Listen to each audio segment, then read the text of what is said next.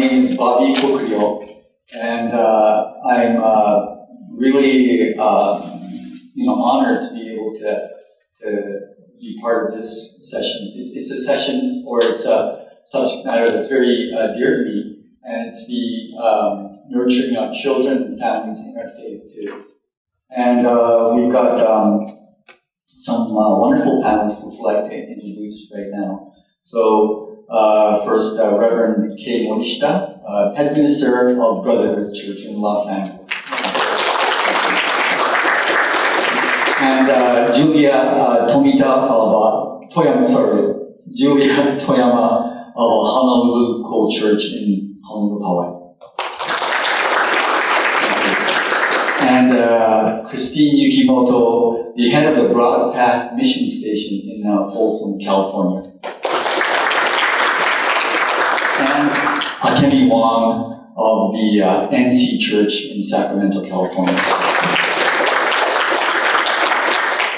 So as Aya has mentioned, each panelist will be presenting their thoughts about the subject matter, and again, each person will be able to share some perhaps intimate details of what they're experiencing too, and hope that you can learn perhaps and perhaps be inspired by them too. So without further ado, I'd like to ask our first panelist to give their presentation. Christine, if you could start us off. Good afternoon. I was introduced and nurtured in the Tenrikyo faith by my late husband, Masanori Yukimoto. He is the second son of the Central Fresno Tenrikyo Church and is the current head minister's uncle. My husband, Masa, brought me to the church before we got married to introduce me to his family. At that time, my husband's older brother was the head minister, so Masa was not expected to take over his church. I never remember Masa asking me to follow the teachings of Tenrikyo, but before we got married, I had already been attending and performing in the monthly service, so he knew that I would not be a barrier to his religious practice. Even before I met my husband, I had determined that I was not Christian. My mother was Catholic, but we did not attend church regularly while I was growing up, and the teachings of Christianity had never appealed to me. The first time I attended the Central Fresno Church was the one-year memorial for my husband's father, Reverend Matsugu Yukimoto. Despite the somber occasion, I enjoyed myself. I liked the songs for the service, the warm welcome of the followers, and the delicious food that followed. I gladly returned and started to learn to play the instruments and dance the songs of the service. An outsider looking in would probably think that I had adopted my husband's faith. I probably thought so as well. Shortly after my marriage, I attended a women's convention at church. One of the followers, the late Shigeko Pierce, was the speaker. In her faith speech, she spoke about how she leaned on the teachings and the church to survive the hardships of her marriage. She had been in such despair at one point, she had attempted suicide. Her speech left a huge impression on me. I knew I did not possess that kind of faith and thought to myself that I hoped one day I might. It was little more than a year later, while suffering quietly with infertility issues and feeling very alone and depressed, I recalled Mrs. Pierce's speech and decided to lean on God for assistance because nothing else I tried seemed to help. I consider this day the real day I began my life of faith.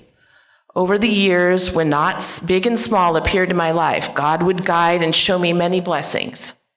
I believe wholeheartedly that I was saved by God the Parent and the Tenrikyo teachings many times over.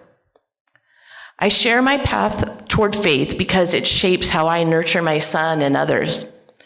Since my son Kai was born, we have attended the monthly service regularly at our church.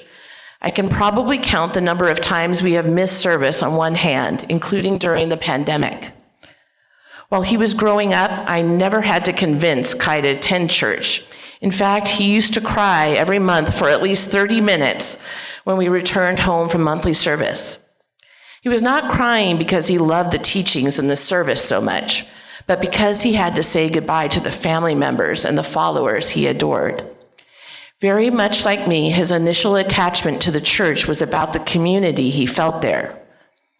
Knowing this, I made sure he attended the Boys and Girls Association convention at Dendocho and Shohei during the children's pilgrimage so that he could start developing friendships with Tenrikyo children outside of our church. I knew I wanted my son to attend Oyasato seminar, but worried he might resist if he did not know anyone else who would be attending. Being related to the church made it easy for Kai to develop close personal ties with church members, but what about other kids coming to the church? When Kai was little, I made the decision to take over watching young children during monthly service. After Yodozuyo, I would take a group into a room and practice instruments and give a simple talk about the teachings. Afterwards, we would eat a snack, and then I would watch children play outside. I was always conscientious to introduce new children to the group and welcome them warmly. I would make sure to sit them next to someone close to their age. While playing outside, I would make sure that everyone was included in the activities, especially new kids. My church is very big on getting young people performing in the service. Before the pandemic, we would have a sleepover the night before monthly service. In addition to eating and having fun, there would be a small talk by the head minister and instrument practice after evening service. Children would be encouraged to perform in the monthly service as soon as they were ready. My son was, with little coaxing from me, started when he was in the first grade, performing at our New Year's Day service. Along with service performance and learning about the teachings, we always included some fun activities in the shonen. We included some fun in the Shonen Kai activities at the church. My brother-in-law, Zen, who lives in LA, would take a group of kids attending the Boys and Girls Association convention to Santa Monica, Japantown, or a museum after the convention was over. I believe these activities created close relationships among the young people of our church. So some of those are, actually the one at the beach is one of those activities at the bottom. All these things, regular attendance and performance in the monthly service and participation in Tenrikyo events like the Boys and Girls Association Convention, Shohei, OS, and TSA helped me teach my son and other children about Tenrikyo. But have they embraced a life of faith? When they experience a knot in their lives, will they turn to the teachings and lean on God? This is a question only the individual can answer. Remember, I did not adopt the faith of my parents. Here, the teachings of a thing lent, a thing borrowed applies. With human beings, the body is a thing lent by God, a thing borrowed. The mind alone is yours. That's from the Osashizu. We each have our own mind and have to make decisions about our relationship with God on our own. That is why I think it is very important that in addition to sharing the teachings with others, we also share our stories of how we use the teachings in our lives. The woman who shared her path with me, Mrs. Pierce, passed away for rebirth many years ago. I miss her warm heart and sense of humor, and I will always be grateful to her for sharing her faith story 30 years ago. Thank you for your kind attention.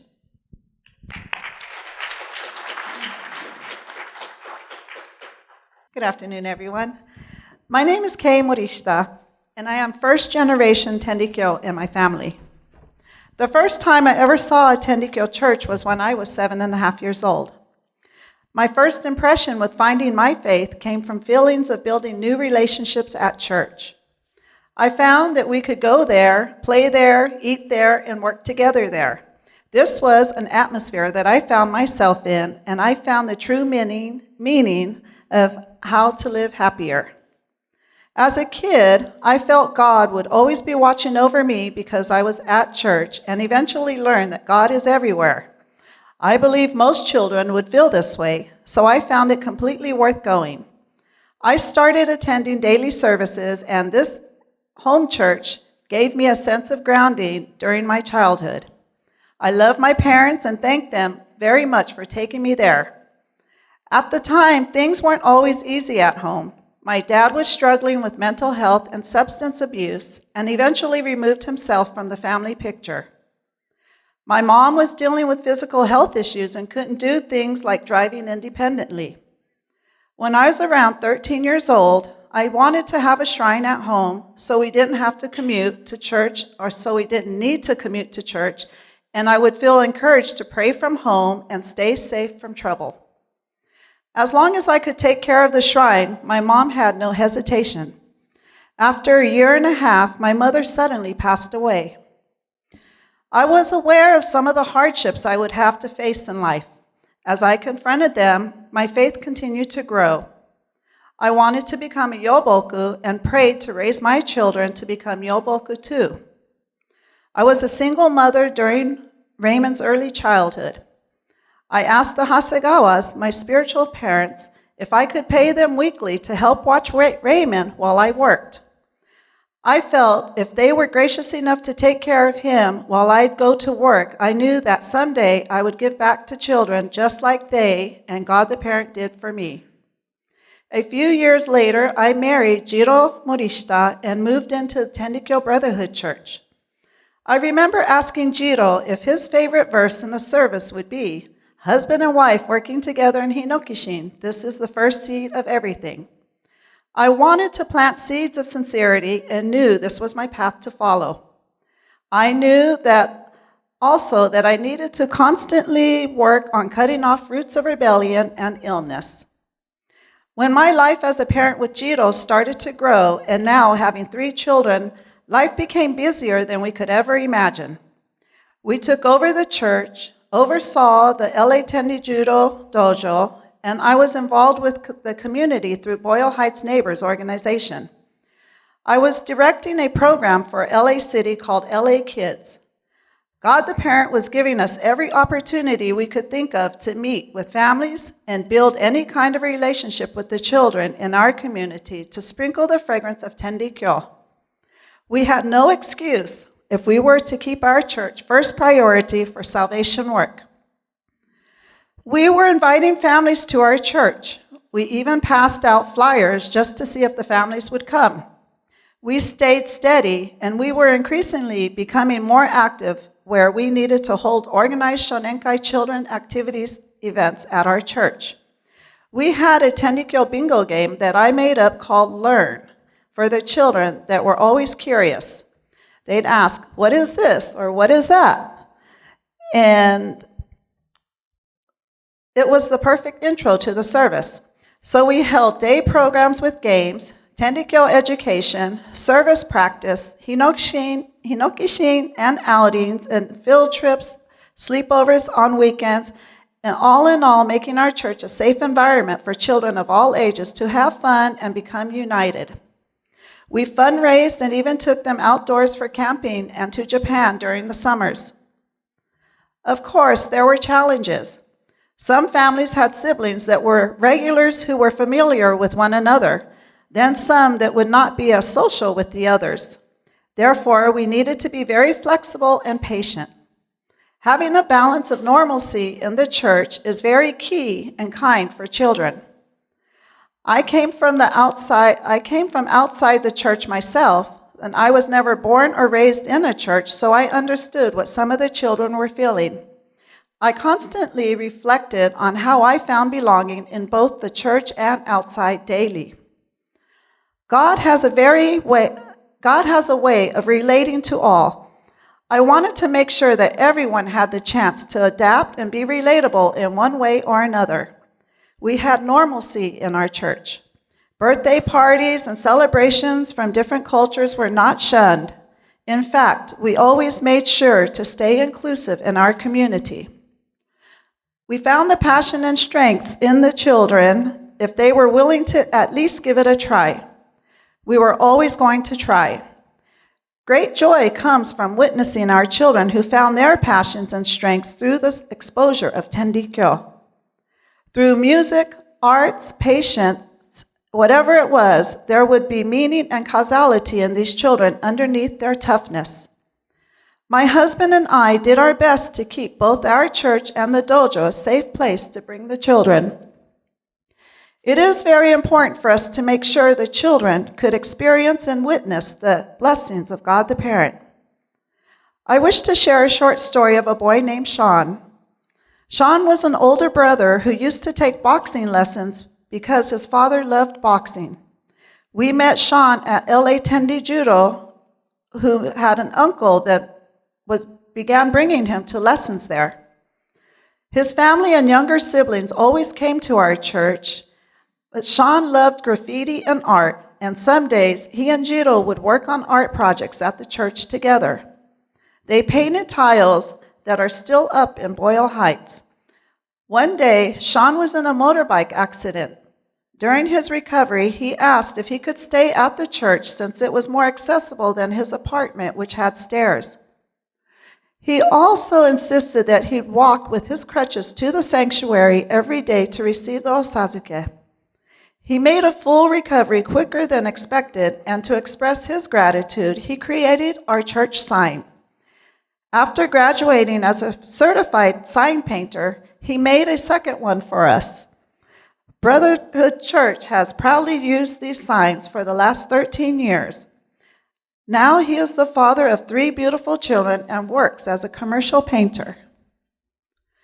We can all see strengths and passions in these children's hearts and imagine that God the Parent's guidance will bring them to a Tenrikyo church. I feel these are all appointments scheduled by God the Parent to relate, convey, and continue to nurture God's children. Also, I would like to thank my own children who grew up and helped to support me after their father passed away. I don't know how I would have ever made it through without them. So let us continue working towards growth as we step into Dendocho's 90th anniversary and Oyasama's 140th anniversary. Thank you very much. My name is Akemi Wong, and I'm a second-generation Japanese American. I was born and raised in Sacramento, California, and I was married for 27 years and have 2 adult children. I lost my voice, so I hope that you can hear me and you can understand me. My name is Julia Toyama, and I'm from Hawaii. When I was in the 1st grade, my teacher asked the class to share what our parents' occupations were. When I was called upon to respond, I said, "My father doesn't work." My teacher looked at me for a few seconds and said, "No, your father does work. He's a minister." So in my 6-year-old mind, I thought my dad didn't have a job because he didn't go to work every morning like my friends' parents did, right? But anyways, my parents immigrated to Hawaii many years ago as missionaries to spread the teachings and to establish a church. And since we lived in the church, performing the morning and evening services daily, attending monthly service, and participating in various activities was just accepted as something we did, and it was just part of our lives. The same holds true for my children, as going to church, performing at the monthly services, and participating in activities was something that we all did and still do today as a family. I also have 6 siblings with many nieces and nephews, grandnieces and grandnephews, and most of them attend services and activities. So for us, going to church is really a family affair. A brief background about myself. I'm a mother of 2, blessed with 3 grandchildren. And for most of my adult life, I was a high school educator with the Hawaii Public School System. In preparing for today's session, I reflected on why it is important to nurture our families in faith and why attending church regularly is a critical component.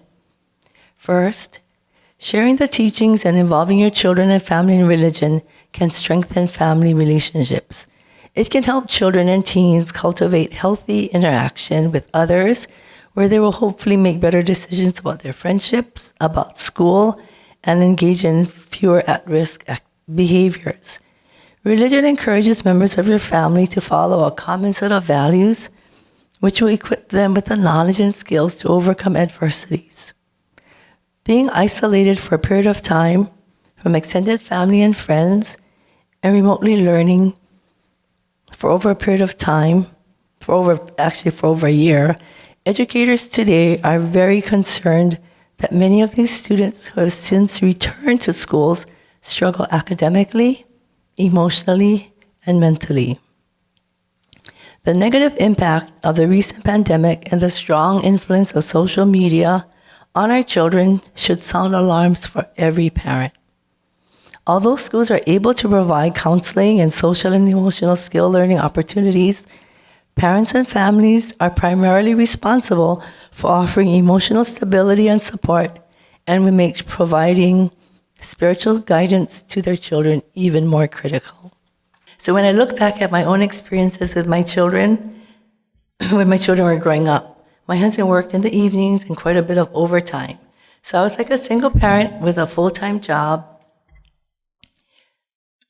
As I tried to juggle picking the children up from school, taking them to dance or music lessons or sports practices, helping with homework, preparing dinner, among other things. Many parents, I'm sure, can relate to this and have similar experiences with their families today. So, how do we even attempt to nurture our children and incorporate the teachings of the faith in our very busy daily schedule? Please allow me to share a few strategies that I have attempted with my own children, and in retrospect, I should perhaps have practiced these more conscientiously and diligently. But I am fortunate and blessed that I get a second chance as I now try these with my own grandchildren. First, have many conversations with your children. Be present. And by that I mean put your cell phones away and all of your other electronic devices and actively listen to what they share with you. If even for a snippet of your time, while driving, while waiting for your lessons or practice to begin, while eating dinner, these interactions will help you to learn what your children do while at school or with friends, what makes them happy, or if they're experiencing turmoil or are faced with challenges. Seize these opportunities to discuss your faith and the Tenrikyo teachings. For example, if they tell you that they helped someone at school, or if you catch them doing something kind, take a few moments to talk about kindness and how the other person felt, and ask if perhaps that could be considered hinokushin. My little grandchildren are so delighted when they learn that when they helped others and made them happy, they performed hinokushin. Or, we often see or hear negative news coverage about drug abuse problems. This is a perfect teachable moment to discuss that our bodies are lent to us by God the Parent, and so we're responsible to take care of our bodies by not abusing them with drugs or other harmful behaviors. Second, make performing the morning and or evening services and attending activities and monthly church services together a priority. This practice will create a strong family bond, show your commitment to your faith, teaches your children the importance of performing the service, and it will hopefully develop a habit with the younger children. Finally, be authentic. Be an example of what you claim to be, and be honest about your weaknesses and your failings. I now realize that as a parent, it's an obligation and a privilege, as we are the first and most powerful role models to our children. Your children need a strong, positive role model, someone they can look up to and someone they can emulate. So what is a good role model? If someone who is new to the religion asked you, give me a simple explanation of what the Tenrikyo teachings are about, what would you say? The second Shinbashira said, the best response to this would be, look at me, I am Tenrikyo. So we should always keep this thought in our minds and hearts as we teach our children and strive to be good role models. In closing, I wish to share with you some of the ways that Hawaii Dendocho and our church helps, supports, and reinforces our efforts to nurture our children and families.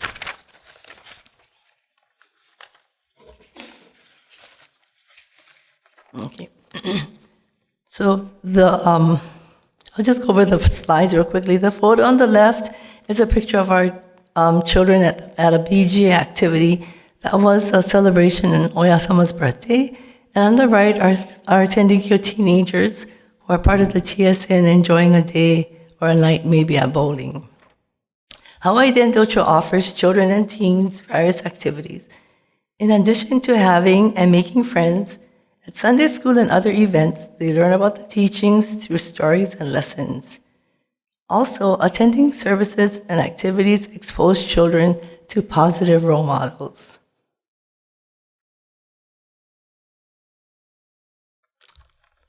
Churches can provide opportunities to actively help others through hinokshin and participating in community service projects.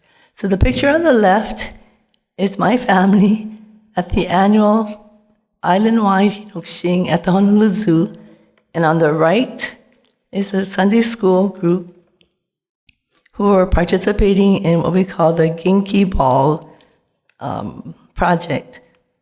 So what this is the children made Genki balls, which are made out of, they're like tennis-sized balls, they're made out of soil, molasses, rice bran, water, and EM solution.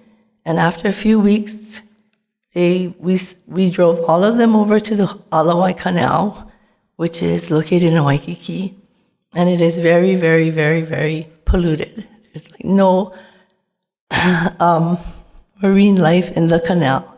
So what and we're not the only group. There are many, many school groups and other organizations that toss these balls into the canal, and these balls will then digest the sludge, and hopefully in a few years will make the canal swimmable and fishable.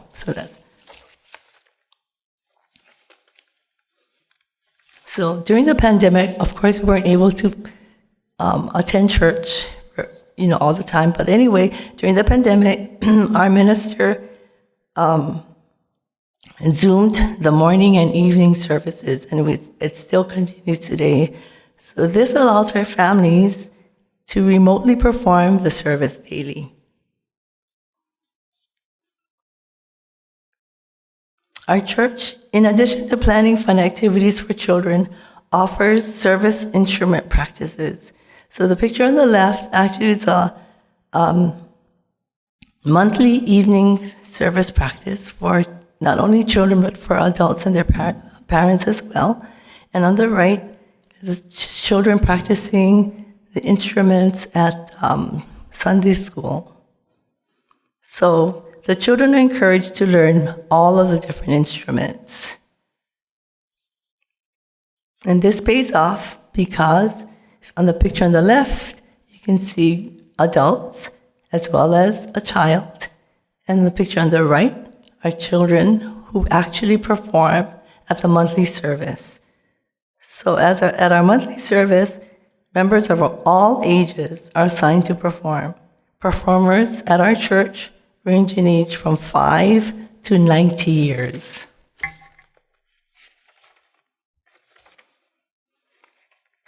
The mainstay of our church family is this group of men and women who meet every Wednesday for hinokshin and assisting with various community projects. They work tirelessly and help community organizations such as the Food Bank and the Hawaii Children's Cancer Foundation.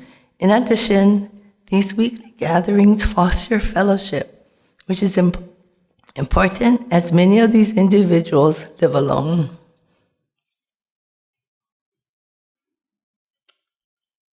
One of our most popular fundraising projects is a pickled mango sale. It takes many people and hours to pick the mangoes and to peel the mangoes and to prepare them for pickling. So in addition to raising funds, this activity affords the members hinokshin opportunities as well as opportunities to form strong bonds and friendship. So if you can see those gallon jars of pickled mangoes that we sell, and let me tell you, they're so popular that the demand far exceeds the supply. Recently, we held a bazaar and garage sale, and plans for this begin many months in advance.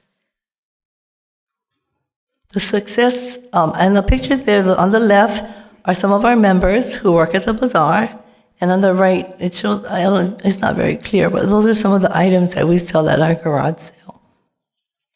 The garage sale doesn't start till 9, but people are lining up from 6:30 in the morning to wait for the bazaar to open. That's how excited they are. And so the success of our fundraising event is due to the sincere efforts of our minister and his wife, our congregation, and many individuals belonging to various community organizations. So thank you very much for your kind attention, and good luck to you as you continue to nurture your children and your family in the faith. Thank you. So, as mentioned before, my name is Bobby.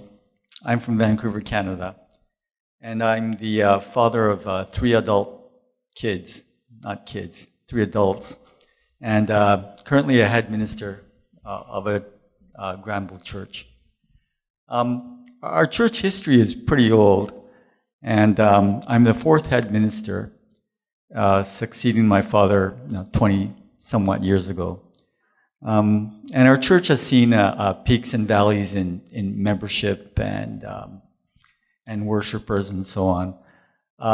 But I don't think it's just our church per se, but it's probably something that you have seen in our district and throughout the diocese too. So of course we're at a time when we have a lot of challenges, but also opportunities too. So one of the things, and again, this is embarrassing to say, I'm past 60. It's now that I see these things as opportunities. And one of the things I wanted to share was, for the longest time, because of the difficulties of transmitting the faith to my children or my relatives or followers, I thought it was my fault, or I wasn't doing enough. But, I encourage everyone that's in a similar situation that it's not on you only, and rather it's a collective effort too. So, everyone has a part and a role in this nurturing and raising too.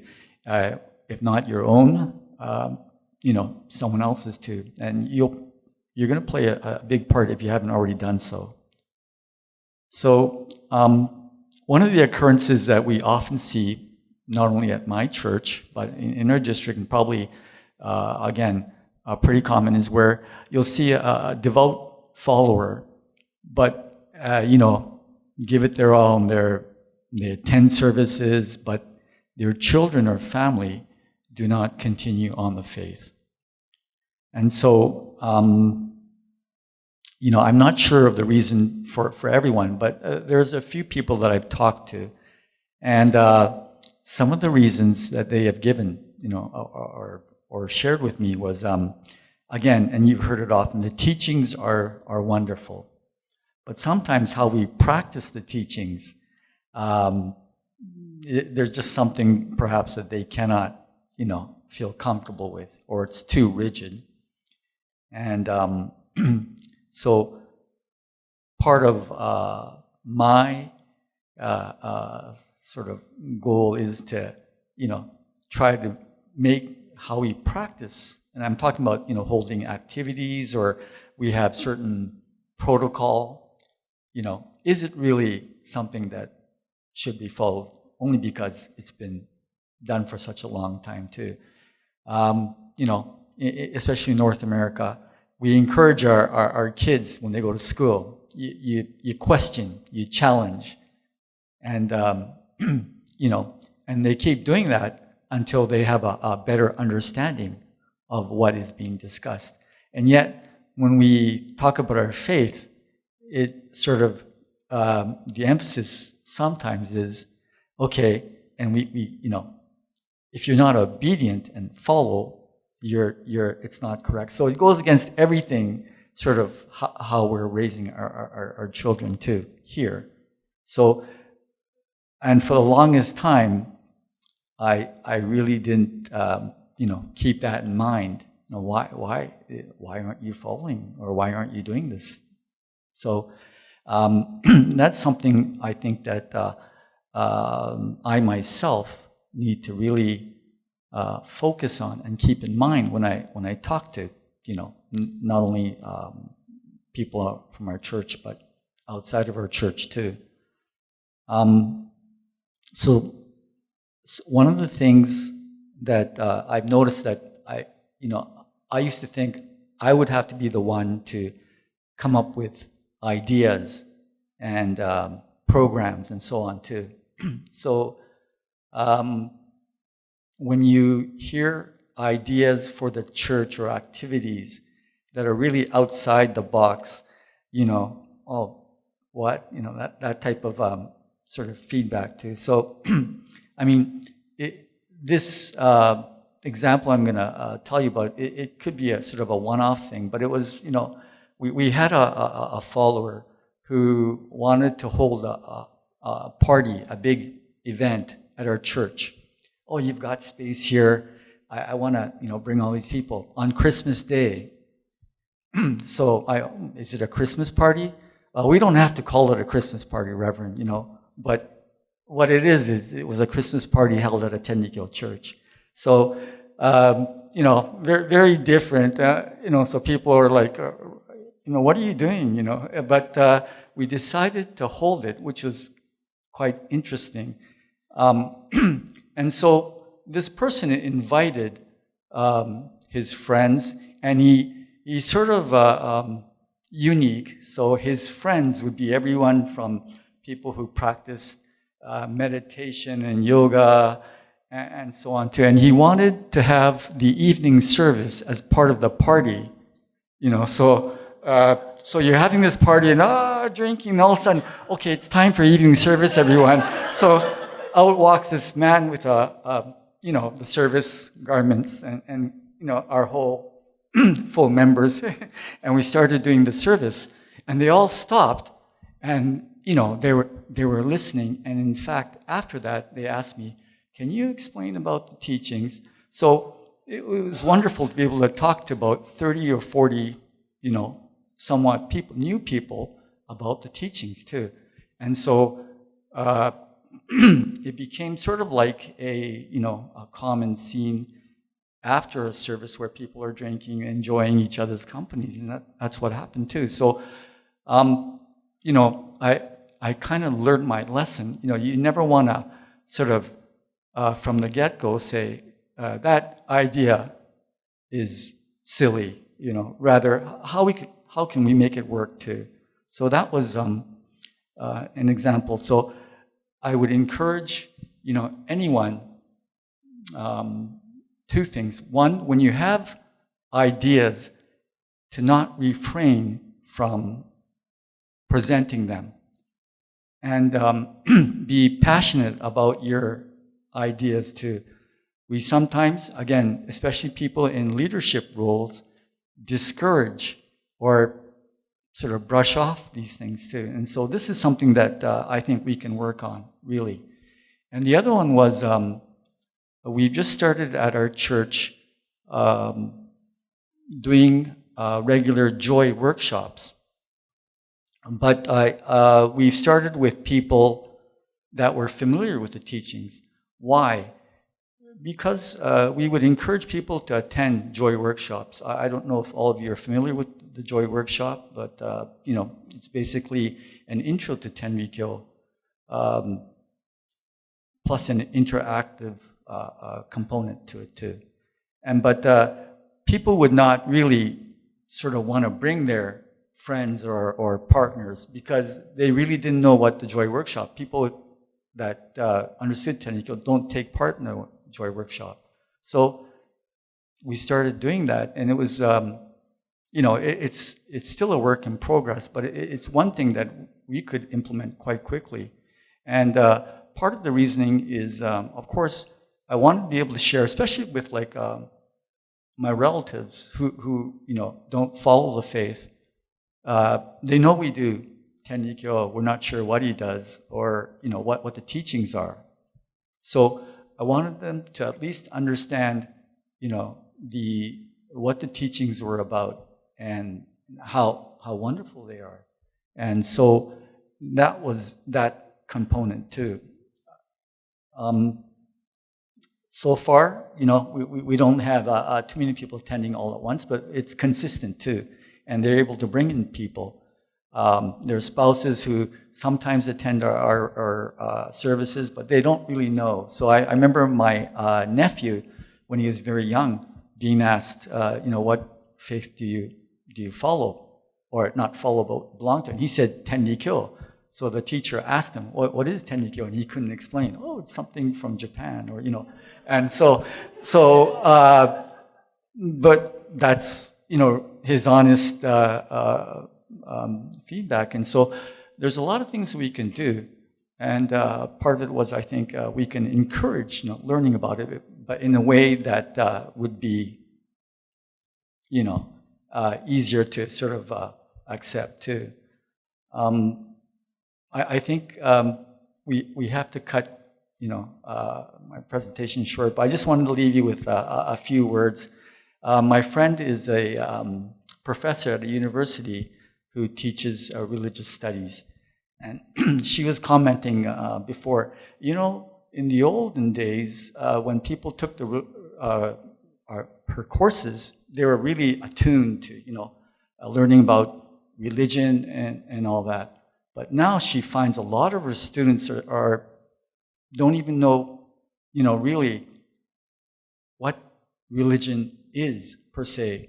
So she was asked by the students, they're taking this course, but it's just because it's like a filler. And when she asked them, why are they taking the course? We don't know what else to take. We thought it'd be interesting. And so she has to start explaining, I think, and Julia touched upon it too, why. And she describes religion as, finding your place in the world. So I think our job is really to help our children and our families find their place, and to understand that it's a work in progress. Sometimes it's smoother than other times, but if we can make and have activities that people can relate to, rather than these activities that we've always done, so we're gonna, this is what you're gonna participate in. I think it's important, so that this communication and helping them to find, what's the relevance in what they do is really important too. You had 5 presenters here with unique experiences, and I hope that we can continue the dialogue, because this is what it's all about too. Just, bringing out these topics for discussion, and to also continuously support each other. And it's always evolving too, that it's not, set or anything too. So I hope we can, provide some thoughts and hopefully inspiration in going about helping each other to nurture people in our faith too. So thank you very much.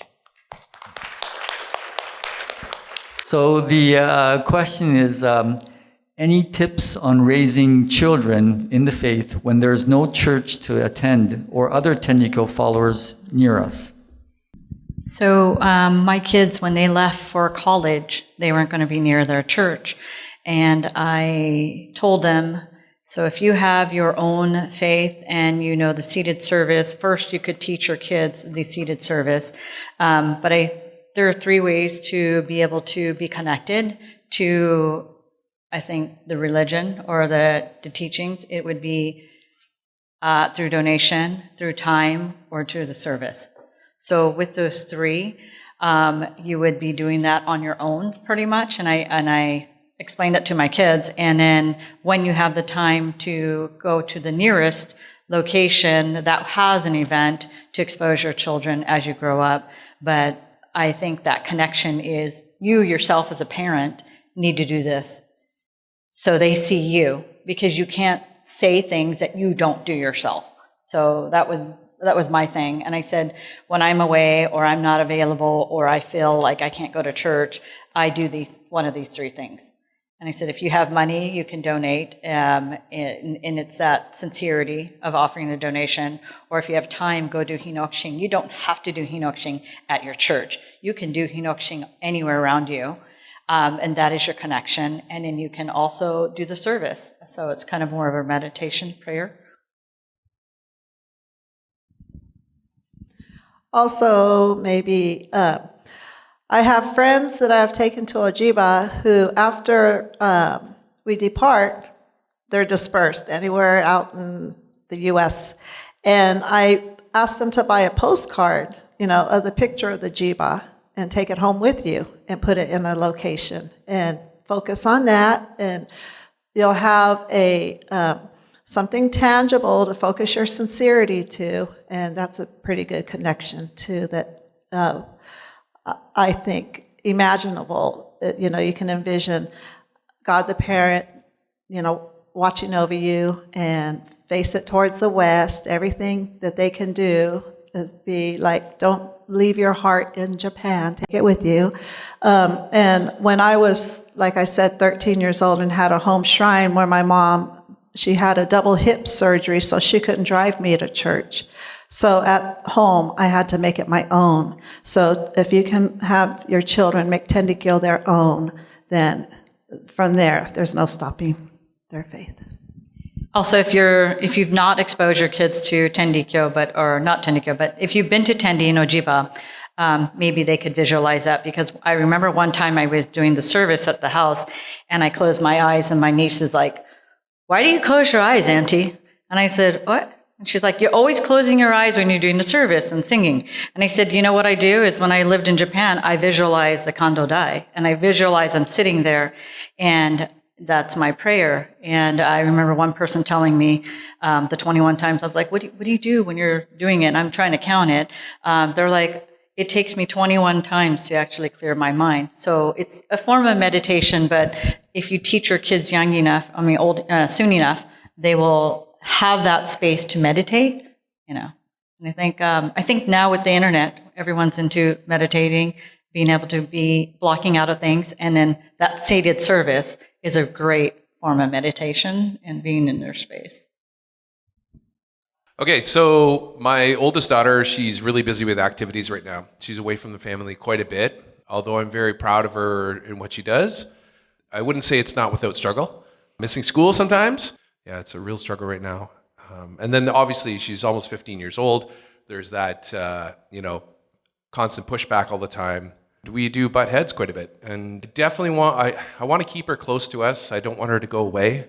What I mean by go away is like go down the wrong path, because as her dad, I cannot say that I haven't had a dark history at certain points and times in my life. And so I'm just hoping that she doesn't go down those paths. And I think we're okay right now, but how do we keep her on track? So I'm just wondering, how do we get her to stay connected with us and stay connected to the teachings in these challenging times as a teenager?